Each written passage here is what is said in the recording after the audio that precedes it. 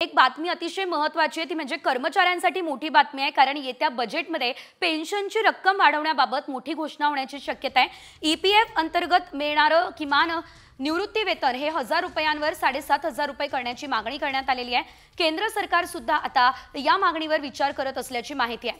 देशभरात केंद्र आणि राज्य सरकार, खासगी संघटना, कारखाने यातल्या 78 लाख कामगार आणि कर्मचाऱ्यांना ईपीएफ अंतर्गत निवृत्ती वेतन मिळतं।